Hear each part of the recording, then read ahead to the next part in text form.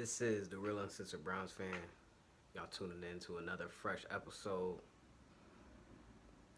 I'm here right now recording this on a Sunday, and we got the draft coming up this week on a Thursday, and I'm excited about it. I mean, not as excited about it as before, but I mean, the draft is always the funnest time for me.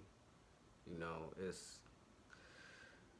like I said before, it's almost like our Super Bowl for so long, but usually it's because we had like the number one picks. Now that we got picks scattered all around and we're not in the top 15 in any rounds or anything like that, it says won this, which is going to lead me into the first thing I want to talk about. It means that it doesn't what it means more so. It's more so what does this show me? It showed me that the quarterback position is a very, very important position. But not only that, is the coach and the quarterback have to be together. And it's crazy because it's like, now that we have that, I mean, look what happened. Look what happened with it. Yet again, I mean, we've been making a gradual increase, but last year we had a top 10 pick. And I believe that was of our own. So yeah, that shows you, where you'll be at. Because I'm trying to think. I'm like, well, we didn't have any first-round picks the year that we had got greedy, or did we have a first-round pick and we traded out of it? We had a quiet day. It was a quiet day when we got that year that we picked up greedy. Anyway, it goes back into what I was saying, that we have a competent team with a competent quarterback and a competent head coach. Now, I was watching, shows or whatever, and a particular show and a particular individual who will remain nameless in this video, may I add, decided to take shots at my team. Now everybody, I mean, come on, man. And the person and the guy even knew. I'll give you a hint, it was a guy. And the guy knew, like, Cleveland Brown fans, like, we don't rock with you, bro, cause of your takes. Because of your takes and your antics. And I wonder if he believed what he say. I mean, you think you go to school at Yale, you think you would be smart, you know what I'm saying? Like, you so fresh to throw up your Yale education. But anyways, the most stupidest thing that he said, though, this is how I know, like, truly people are uneducated. There's a lot of people that's uneducated. Okay. And they just like to say things and go in circles. But this individual said that the Cleveland Browns is the public school in the ghetto. In the ghetto. You know what I'm saying? Like, and then said that Baker Mayfield is passing school and we giving him praise for getting mediocre grades because he go to school in the ghetto. Let me break this down for you and tell you why that don't make any fucking sense whatsoever, Mr. Yale guy. And hopefully with your Yale education, you should be able to understand this. First and foremost, we know that our team, I'm being real, has been not good. Hasn't been good. We brought good people here to turn it around, and it hasn't been done. What Baker Mayfield has done, what a history of failing, what everybody else has failed, doesn't sound like a bad public school, more so.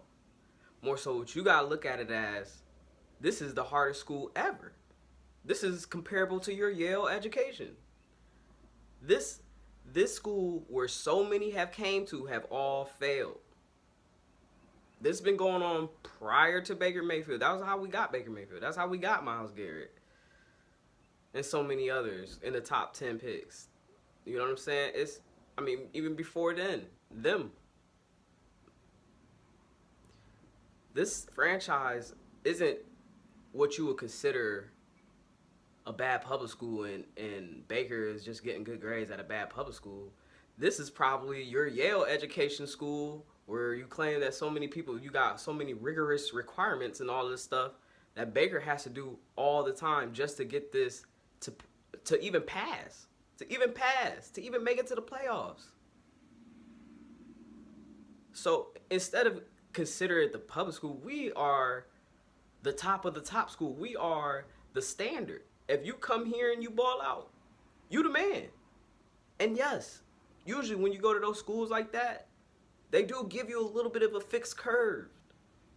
So yes, we do got to give him a fixed curve as far as a look. Like, yeah, yo, completion percentage and blah, blah, blah is not really good, but we know that you're still a good person because this shit is hard. These classes are hard. These requirements are hard. To change these losses into wins have been hard. And I recognize that it's not all Baker Mayfield, but Baker Mayfield is a vet. I mean, that was the reason why I wanted him. That's why I was pounding on this YouTube table to fucking bring him here. Because I knew he was the, like I said, everybody, man. Like, not only in this game, because let me say this. People, I get it. When I first used to hear about the draft time, like that's what I said, what started this channel for me. It was with Cleveland.com. I was looking at it not too long ago, cracking up. But I think Doug LeMaurice, who I like, that dude's really funny. And it was what was his name, Buzz Shaw, and they used to go back and forth. Sam Darnold, Josh Rosen, Sam Darnold's a guy, and even Terry Pluto, he was another one. Gotta get Darnold, big head Darnold. And I'm like, man, if they pick this fucking dude, like, if this dude is my quarterback, I can't see it. I could not see his big head on the fucking podium telling me why we kept losing. Why are we still? I mean, I gave him my best, and I tried, and you know, I mean, we just unfortunately we didn't come out. And then what would happen? Same thing would happen right now. Gone off, traded. We starting off square one. We ain't picking pick 26. We picking, Lord knows. Okay, so. So yeah, like I said, them listening to that, you know, started a channel or anything like that, like nobody would have been able to do what Baker did. You know what I'm saying? Everybody was trying to get in there. Oh, Sam Darnold, blah blah. Man, where was I going with this? I ain't lost it. I got hyped up. Anyways, the individual tried to say that we was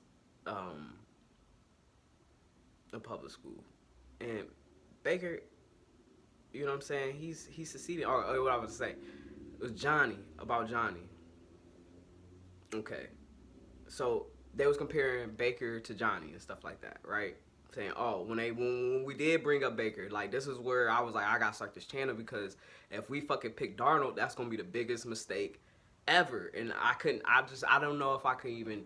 I don't even think I could be here talking to y'all right now if we was to pick Darnold and keep going with what we've been doing. So thank for the Doors, man. That's first and foremost. Thank you to the Doors because he went against the grain. Like when in times in past, normally whatever the media said in Cleveland, it usually transpired. You know what I'm saying? Like it usually was a thing, and it was just like I don't know if like the people that was coming here, that was like, oh, that's what the people want. That's what we need to do. But it was like John Dorsey didn't necessarily do what the media want. He did what was best for the Browns, and that's where, I mean, he understood. I ain't say all his decisions I agree with. Like I said, some of the picks, it didn't turn out. You know what I'm saying? But he brought in ballers. He brought in people that was going to be football, that was going to change the franchise around. Jarvis, Sheldon, who's not here anymore. Come back, please. And then, Jarvis, O's here, but he hasn't really been playing. But he won the game for Dallas. That was a good game. Who else? Chubb, come on, can't forget about Chubb. Kareem, come on, man, can't. So Denzel, Greedy, Mac, all my guys, you know what I'm saying? And so they only need to step up too, though, you know. But he wasn't one of the guys that I knew about prior to this, like. But those are the dudes, some of the dudes that I picked for sure. But anyway,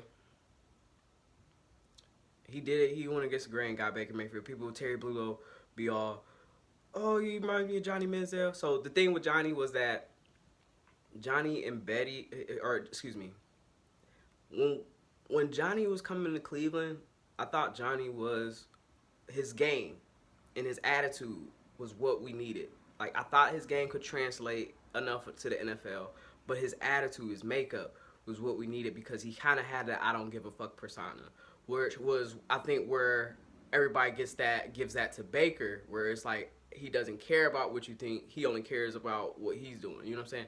But the difference between the problem with Johnny was that Johnny wasn't a football player. I truly believe Johnny was like, I mean, he had oil money, you know what I'm saying? Like, he was a rich kid just playing football for the fame.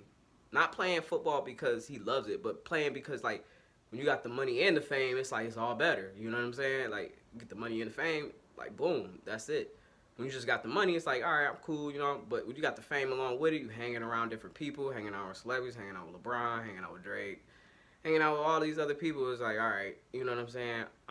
But Baker isn't that. Baker isn't where like Johnny, where I just do this for the fame. Baker does it because he truly loves football. Because, I mean, why else would you walk on to all your schools, basically? You know what I'm saying? Unless you truly love the game. You know, if it was just, oh, I just do this for some cred and I'm just comfortable where I'm at type thing, then he could have took his scholarship offers, never went and walked on, and just try to make his living that way. But instead, he said, no, I want to play football, and I want to play football my way. You know what I'm saying?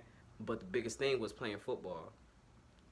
And then when he said, like I said, the nail in the coffin for me was, I was like, this is it, was when he said, if there was anybody else that's going to turn that franchise around, it's going to be me. And then it was just like, damn, like mic drop. You know what I'm saying? Like, this dude didn't give you the stereotypical, well, it'll just be an honor to play in the NFL period, and the Cleveland Browns pick me up, and it's just a true honor just to play and be the number 1 overall pick. Not directly, I'm looking at this motherfucker shaking you in your face like sales pitch, like, if anybody gonna change this motherfucker franchise around, it's gonna be me, motherfucker. Like, that's why I took it at. I was like, oh, that's our guy, we gotta get Baker, blah blah blah. And, you know, the rest is history, and we made the playoffs, and blah, blah. So, back to the original topic. I know I didn't dragged on about all of this. So, back to the dude that should remain nameless. No, dog.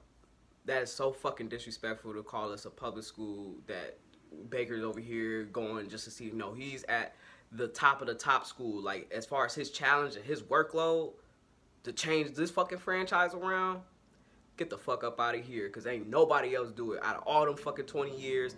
And Kev, give Kev his credit. You can't sit up here and say, oh, Kev is at a public school and he's teaching dumb kids and now they're getting better. Like, get the fuck up out of here, man. That shit is ridiculous. And I don't know how he still got a fucking show. You know what I'm saying? Because everything he be saying don't ever make no sense.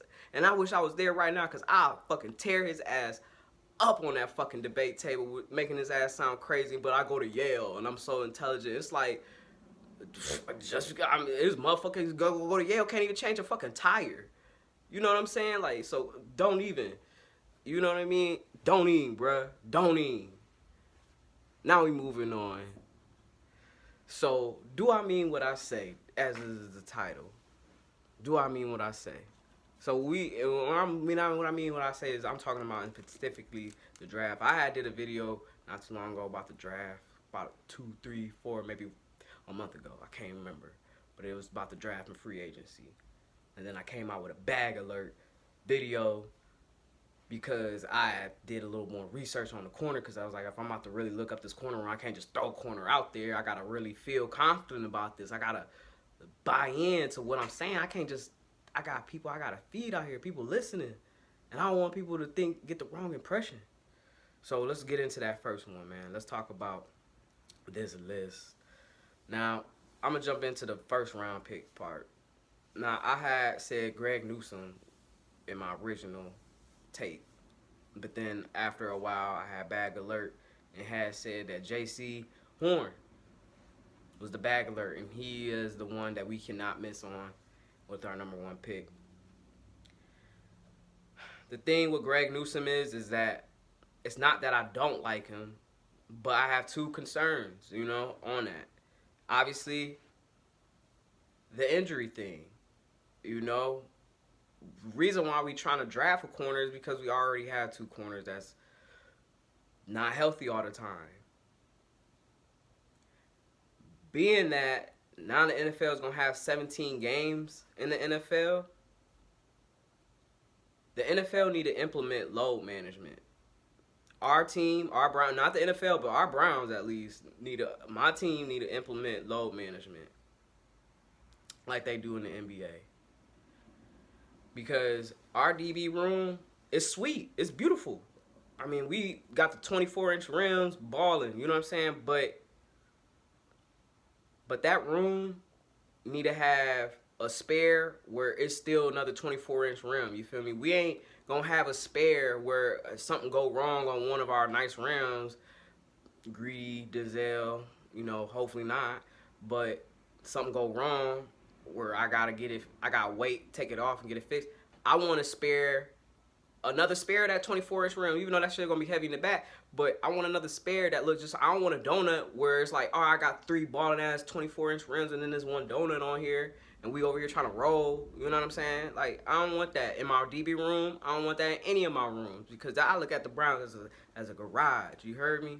A garage, like where we got all these different type of cars. We got DBs. You know what I'm saying? We got corner safeties, linebackers, linemen, you know what I'm saying? Like all these different cars, you know what I'm saying? To make this complete nice ass, garage. You feel me?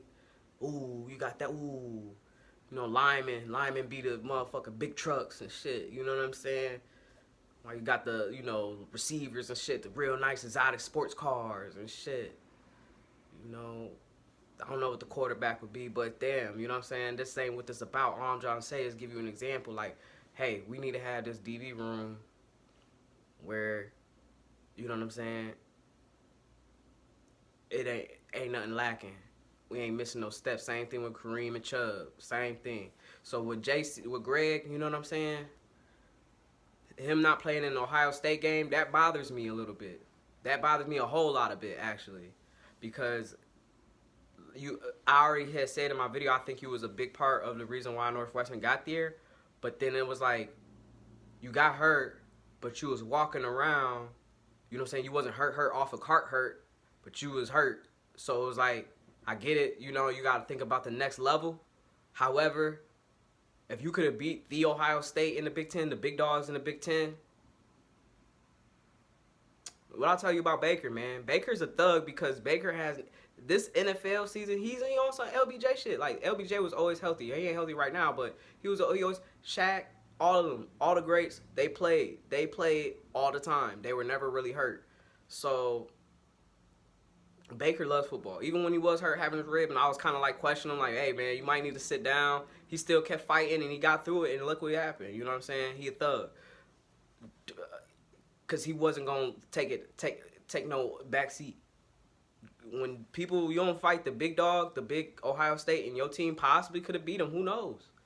But we really know you ain't going to beat him now because your ass sitting down. I don't like that. That don't mess well with me. And I get it, like, it's the NFL, but, like, I mean, if you're going to do that with no money, you know what I'm saying, do that with money where you still going to get money anyway, I don't know, because it's like you still win-win. You know what I mean? But now ain't nothing to take away from him because I get it. Like, I'm not a football player. I don't play football. So it's like, I mean, I can't tell how bad the pain was or anything like that. All I'm saying is all these other dudes do it. You know what I'm saying? So that's one thing. And then second is just, like I said, man, I mean, it's the Big Ten. I mean, this is the thing with Big Ten. Like, this thing with Ohio State, to me, I feel like Ohio State produced amazing players that go off the NFL from defensive side. I don't care what side it is. They usually Ohio State create great defensive players. But as far as offense, we only make great running backs, receivers, and occasionally some tight ends and tackles. Quarterbacks, not as much, but most of our big bread and butter things that went off in the NFL, big things, were definitely, as far as offense, running back, wide receiver. You know what I'm saying? So, I mean, take that for what you want. I'm not trying to disrespect the Buckeye Nation, so Buckeye Nation don't try to say I'm a traitor or anything like that. I'm just calling what I see or what I recognize. You know what I'm saying? But defensively, we definitely need to go that way, and then we need to get Haskell Garrett next year. But I'm just throwing that in there. I need to wrap this up because it's getting really long. Okay, so that was my thing. Now with JC, why am I so high on him? Like I said, just another good talent in the cornerback room, and plus, when we go to the Super Bowl, when we do our Super Bowl song, JC got to do the bridge because that boy got a voice on him. He sound like the greatest blues singer ever. Like he need a blues album tomorrow, like, or today. You know what I'm saying? Somebody need to work on him with a blues album or maybe some jazz. But that boy got an amazing blues voice. And when we do our Super Bowl rap, that shit gonna go hard on that hook for real. It's going down. You heard me? But no. But the thing is with JC is the bad thing is that I think we definitely gonna have to trade up to get him. I mean, if we gotta trade the first round pick for next year, I'm not gonna be upset at that. But we gotta get Haskell Garrett next year though. That's all we gotta do is get him next year. Cause if we get him along with the dudes that I already claimed, like we gonna have a deep room right there and youthful. And it's just, I mean, I don't know. Like, I just think it's a good move, man. I like that kid, man. And then when I heard what he did, I didn't even, like, when I have mentioned him, I just found this out yesterday that, like, he had got shot for trying to save a couple or something like that, a little young girl or something. Like, that's you know what I'm saying? That's people that you want in your locker room that got big hearts that's going to, like, stick up for injustice. You know what I'm saying? We need that shit here. You know what I'm saying? And tell Mama D has them, too. You know what I'm saying? I call her Mama D now. You know what I'm saying? Because she just seemed like somebody that really cared about the team. And I appreciate that. I appreciate D has. I'll talk about her enough. But anyway, so if both of them gone, obviously we got to go D-line. Everybody talking about edge or something like that. I like Jason Owe. I like his stats. Even though they said like him not having sacks is numbering. But I would rather go with Ohio or Penn State than Michigan. So yeah. All right. Now, we're moving on. So let's talk about the rest of my list. My list I had on there, you know, was Osa Odigizua, Pete Warner, Dante Brown, Tommy Togai, and Jonathan Cooper, Alaric Jackson. Now, I did a mock draft on PFF, and I was able to get all these guys but Pete. But obviously, trading had to happen. But actually, so a lot of trade backs I was able to do, and it happened, you know. So, obviously, am I in a fantasy world if I think they're going to pick all of these dudes? Like, that's like fucking winning the lottery. Like, I couldn't expect that. But, you know, the ones that I really, I mean, all right, well, let's say is why, I mean, because just pick some of them. I definitely like Osa. I definitely like Deontay. And I definitely like Tommy. If we don't get Pete Warner, that's not, I still believe in my DB or our linebackers, but I really like Pete because, like I said, he just seems like the most complete linebacker to me. You know what I'm saying? As far as, like, smarts. And that's why I say Ohio State usually has a good history of linebackers, defensive linemen, corners. Obviously, you know, sometimes you can get some not so great, but, you know, but defensively, like, you can really lay your hat on Ohio State's linebackers and D linemen for sure. And then the cornerbacks, you know, like, we produce some. We definitely, like Lattimore, Greg, or Denzel, all that. You know what I'm saying? So it is what it is on that. And then Jonathan Cooper, you know what I'm saying? Just, he may not be even one that get drafted or whatever like that. We just need to bring him in. You know what I'm saying? If we could bring in Alaric, you know what I'm saying? All those type of dudes we could just bring in. We may not even got to draft all these guys. But the reason why I'm so high on these guys is because I just really feel like, you know, to me, they represent the philosophy of what Cleveland Browns football is, as far as, like, you know, I just did, like, listen to their interviews and all this other stuff. And it's just like, can I hear me listen to this person all the time after this? Because we do a lot of interviews here in Cleveland. I feel like, you know what I'm saying, they always talking to the media. So it's like, you know, do I feel like, all right, I could trust him in the locker, say the right things, you know what I'm saying? And most importantly, be a football player, first and foremost. Do they love the game of football? And I feel like a lot of these dudes that's on this list, truthfully, they all got a story to me. I mean, everybody got a story, so don't get me wrong on that. But it's just they stories I kind of like jail. I feel like they embody what I see of the Cleveland Browns football. So, you know what I'm saying? Obviously, like I said, we're not going to get all of them, but it would be nice to hear a few of these names called on them days. Yeah, man, I mean, I can't really say, man, I mean, anything else other than, you know, listening to Andrew Berry.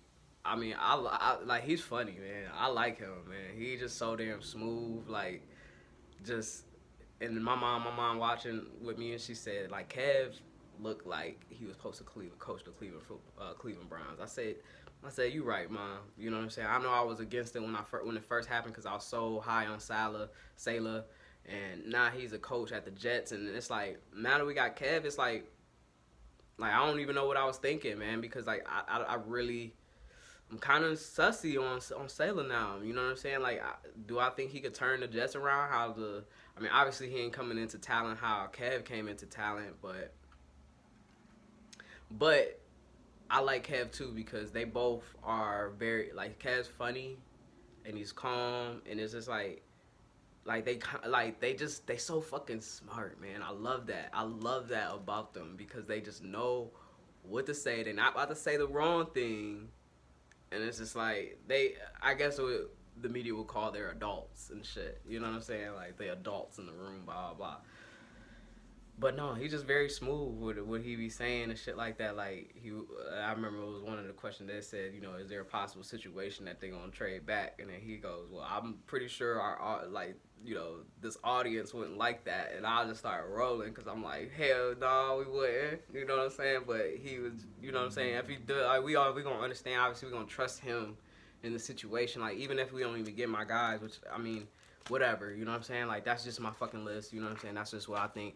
We ain't got Baker. That's all I wanted at the end of the day. Baker and Denzel, you know what I'm saying? And then we got, like I said, Mac and you know, and then who else? Greedy, and you know what I'm saying? So, like, I mean, that's 4 out of, like, the whole team, you know what I'm saying? And they the makeup of the team. So, like, my job is done if I did my scouting jobs. But, you know, I'm pretty confident in Andrew Berry and their staff and our whole staff just, you know, figuring this thing out, you know, P. Diddy, you know what I'm saying, doing his Moneyball thing and, you know, finding out where we need to draft at, all that type of stuff. So, yeah, I mean, I'm proud of, like, I'm happy, you know what I'm saying? I'm in a good place as far as this team goes, and I think a lot of other people are too, you know what I'm saying? Like, this is the most exciting time to be a Browns fan right now, and we got to push for that Super Bowl run. So, like, I definitely say draft JC Horn if you want to do that. I'm not saying anything about, like, Greedy or anything like that because I am worried about how that feel. But, like I said, that load management thing is going to have to be in place.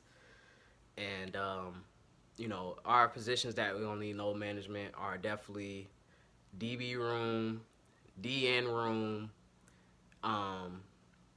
and receiver room. But we got so many damn receivers as is, but them was our load management rooms, you know what I'm saying? Running backs, them dudes, I mean, we already got Kareem and we were using them both in the game, so they don't really got to be load management. They already come as a one package, so it's like they kind of load management on their own. It's kind of a cancellation. It's like a wash. But those positions for show, DB, DN, for sure DN, because you got motherfucking Clowney and Miles, who both never ever played a season for sure, all the way.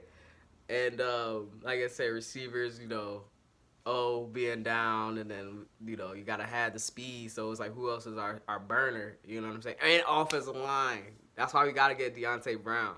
We gotta get offensive line need load management.